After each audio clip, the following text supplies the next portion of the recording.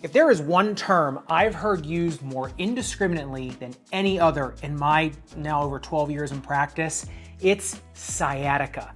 This pathology is more misdiagnosed and incorrectly blamed for more things than I can count, and it's usually because people are self-diagnosing it. The other problem though in LeBron James's case is that he has the world's best doctors, and they know what they are talking about when they say he has it. And when you do truly have sciatica, it is not fun.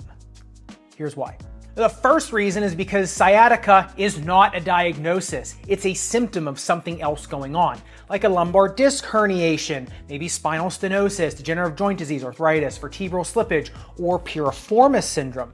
Any one of these issues or others can cause compression or irritation of the sciatic nerve, hence the name of the symptom, sciatica. And for those of you that don't know, the sciatic nerve is this big old tree trunk of a nerve here originating from the lower back. And it's actually the biggest nerve, or the largest nerve in your body. And that's because it has a huge job to do, providing motor and sensory innervation to most of the lower legs, meaning it's responsible for most of the movement in your and feeling in the lower leg and foot. But the reason you hear people say, sciatica is because it is such a specific pain. It's a radiating, electric, or searing pain starting at the very low back or butt and then going down one leg or the other. It's usually one-sided, but for extra lucky people, it can be both sides. And the problem in a professional athlete's case like LeBron James is that, all those sciatica symptoms are largely associated with pain that is really hard to make comfortable, as in like the feeling when you just can't get comfortable either sitting or standing or laying down. The real issue is the numbness and weakness, which can lead to even worse injuries from the feelings of instability you have when you try to play through it. Now, in most cases of sciatica, it does resolve on its own with just rest and anti-inflammatories, sometimes injections.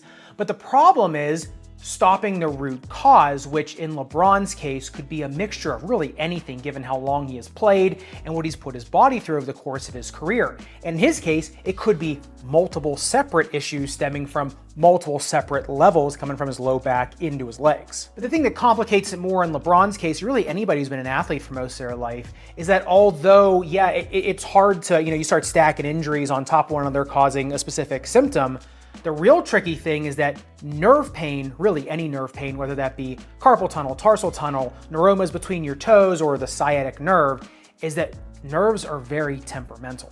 When you break a bone, right, you get swelling and pain, and then as long as you rest it or fix it, it goes down, it gets better. When you have a muscle or tendon issue, right, it swells up, you treat it, and then goes away with treatment.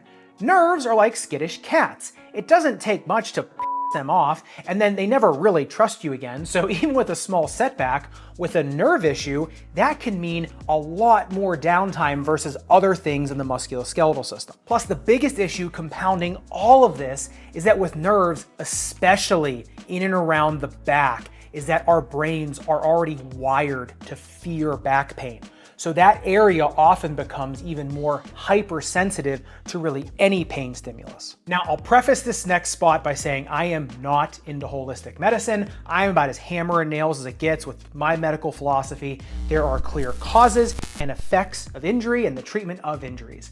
I give cortisone shots every day. I cut things on feet and ankles and lower legs literally every working day. But with the back, and butt, kind of that lower back area, those big old tree trunk nerves, there does seem to be a bigger psychological component to these issues that just cannot be ignored. And there's actually an amazing book out there. It's a little old now, by a Dr. John Sarno, called Healing Back Pain, which he talks about like the mind-body connection in regards to those like kind of lower back pain symptoms, sciatic, butt pain symptoms. That honestly legit changed my life when I had debilitating lower back pain.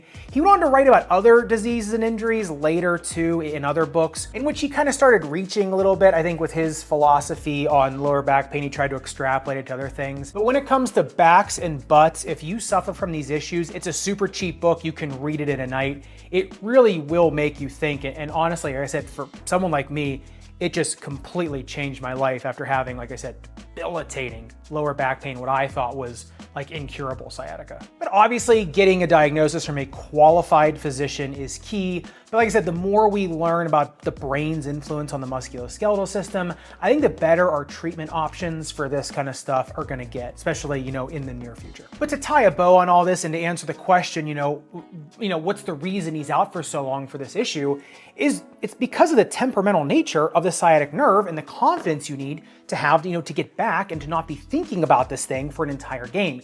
You don't want to come back, then have balance issues, confidence issues, and then not be able to take a jump shot. Then like everyone on First Take or whatever show you're watching is calling for you to retire. It's just not worth it for him. So hopefully we do see him back soon, and hopefully the root cause of his sciatica is pretty treatable, which seems to be the case from the limited info we have. And hopefully the LeBron 23 holds up well to this issue too. If you do want to see inside LeBron's newest signature shoe, make sure you check out this video right here. Subscribe down below. I'll see you in that video.